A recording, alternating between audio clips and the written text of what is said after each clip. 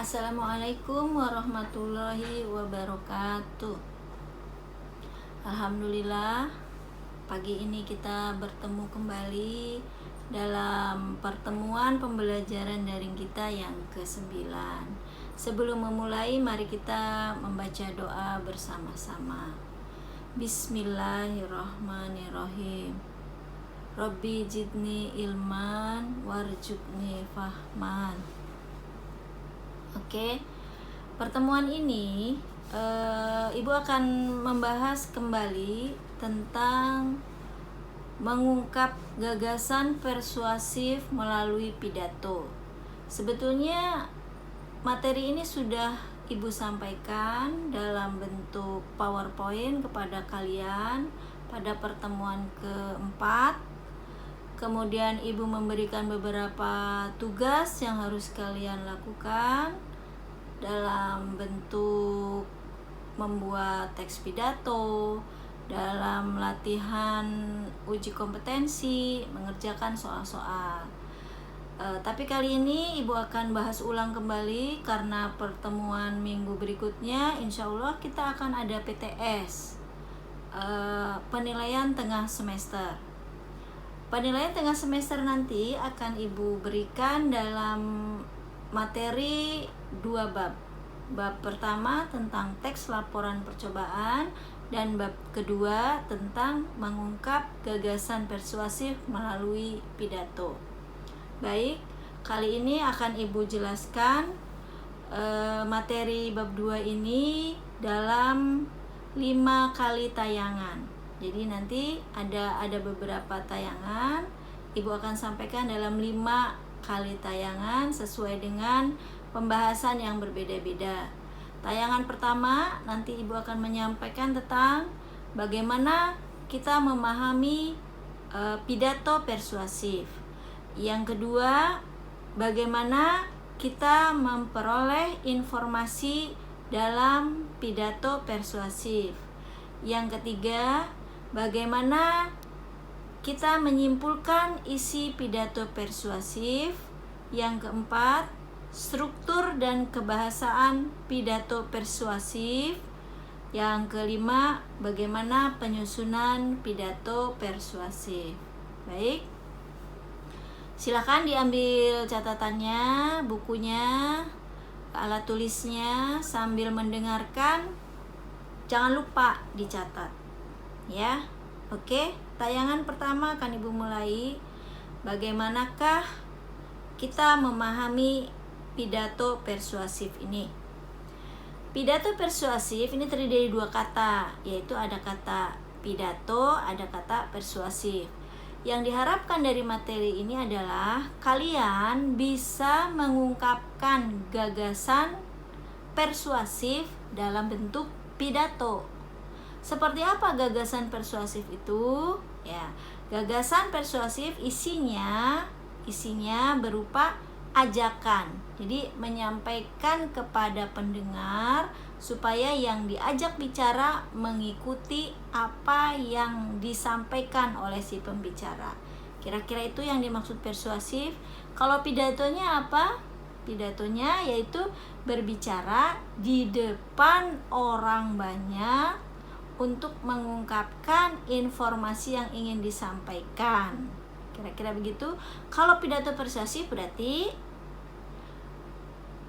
kegiatan berbicara di depan orang banyak, menyampaikan sebuah informasi yang tujuannya mengajak pembaca mengajak pendengar agar mengikuti apa yang disampaikannya. Kira-kira itu. Mudah-mudahan dipahami ya apa yang dimaksud dengan pidato persuasif. Oke. Jadi berbicara di depan orang banyak, mengajak pendengarnya agar mengikuti apa yang disampaikannya. Baik, pidato persuasif ini selain dari tadi pengertian yang sudah disampaikan, ada beberapa jenis dari pidato persuasif. Yang pertama, jenis pidato persuasif adalah Bisa berupa sambutan-sambutan. Ini jenis-jenis pidato ya. Sambutan-sambutan biasa sambutan ada acara-acara tertentu, atau yang kedua jenis pidato yang bersifat pemerintahan. Biasanya lembaga-lembaga yang berbicara di depan orang banyak, itu namanya pidato pemerintahan, presiden, menteri,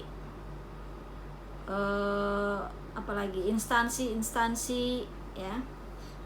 Jadi yang ketiga pidato instansi, yang keempat, nah ini ada orang yang biasa menyebutnya ceramah ya.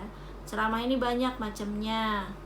Ada ceramah keagamaan, ada ceramah budaya, ada ceramah sosial, ada apa lagi yang disebutnya khutbah. Itu semua masuk ke dalam ceramah gitu ya. Ceramah ini bagian dari pidato. Hanya nanti dilihat siapa yang berbicaranya dan apa yang dibicarakannya, maka itu akan membedakan apakah itu pidato ataukah ceramah. Oke. Berikutnya adalah metode yang digunakan dalam berpidato.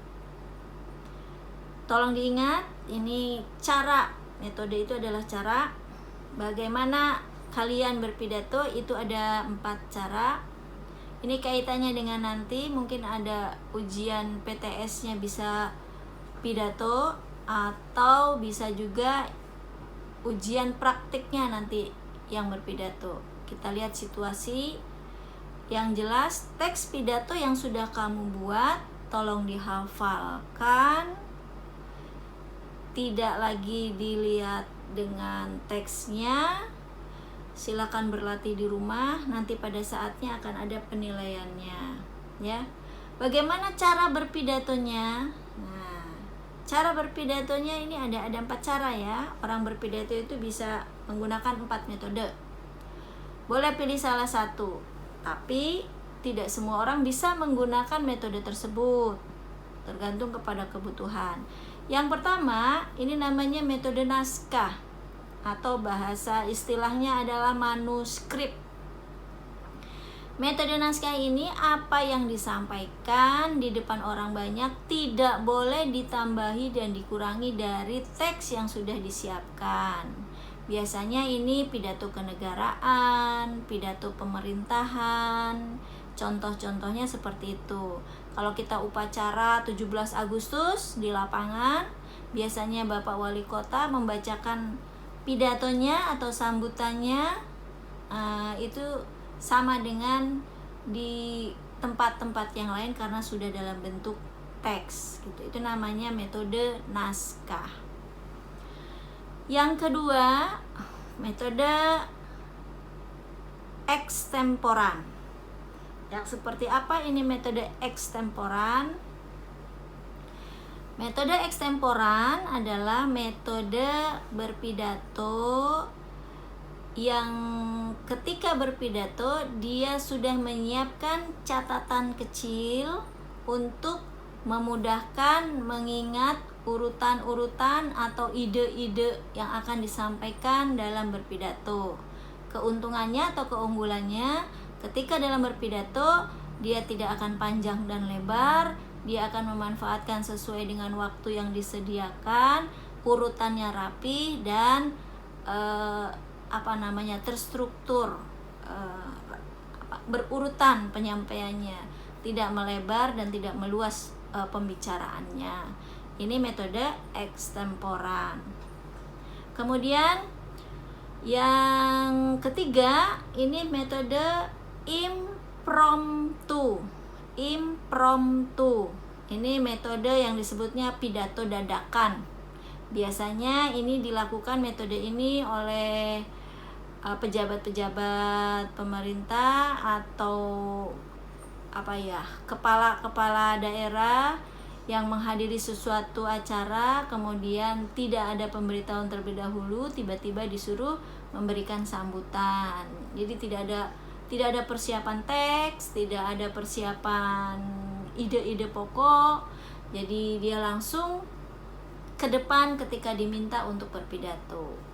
Kalian juga bisa, kalau ibu masuk kelas langsung ibu minta siapa yang mau berpidato, terus ada yang mau ke depan, nah itu namanya dia menggunakan metode impromptu.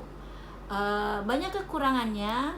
Kalau yang belum terbiasa biasanya tidak lancar, temanya bisa loncat-loncat atau terputus-putus karena tidak ada persiapan, kecuali oleh pejabat-pejabat yang sudah terbiasa berbicara di depan orang banyak karena dia sudah memiliki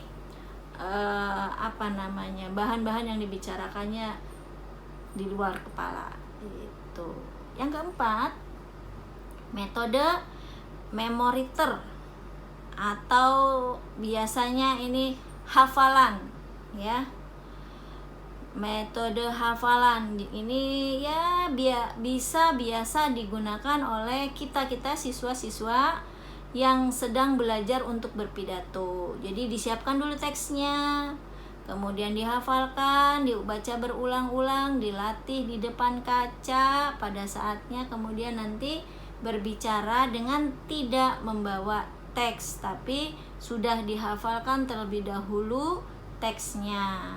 Nah, ibu minta nanti kalian silahkan mau yang mana, ekstemporan boleh, memoriter juga boleh, tapi kalau impromptu dan manuskrip itu tidak tidak diperuntukkan untuk siswa ya. Itu nanti kalau kamu udah jadi pejabat. Kalau masih jadi siswa, pilih salah satu, mau memoriter kamu hafal dulu, atau ekstemporan kamu sudah hafal terus kamu bawa catatan kecil, itu diperbolehkan untuk memudahkan kamu mengingat apa yang mau disampaikan ya. Oke, itu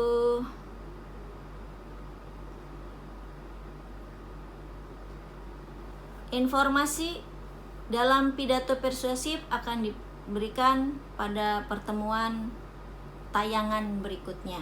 Sampai di sini dulu tayangan pertama, ibu tutup. Mudah-mudahan kamu paham, kamu mau berlatih, siap-siap menghafalkan teks yang sudah dibuat. Untuk yang belum buat silahkan dibuat, boleh dari teks mana saja sumbernya, boleh buat sendiri atau boleh melihat dari yang sudah ada. Temanya bebas, mau bicara tentang apa saja, yang jelas ada pembukaan, ada isi, dan ada penutup. Di dalamnya ada ajakan. Oke, sekian. Billahi taufiq wal hidayah. Assalamualaikum warahmatullahi wabarakatuh.